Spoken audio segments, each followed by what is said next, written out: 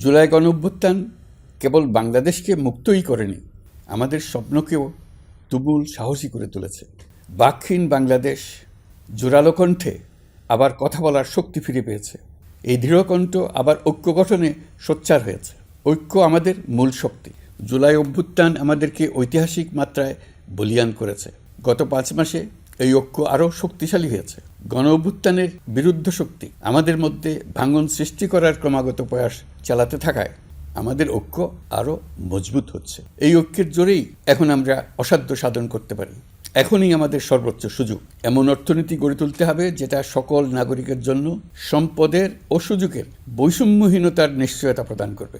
যত নিম্ন আয়ের পরিবারেই জন্মগ্রহণ করুক না কেন, প্রতিটি নাগরিকের, তিনি নারী হোক আর পুরুষই হোক, তিনি যেন বিনা বাধায় তো বটেই, বরং রাষ্ট্রের আয়োজনে তার সৃজনশীলতা প্রকাশ করে যে কোনো পর্যায়ের উদ্যোক্তা হতে পারেন।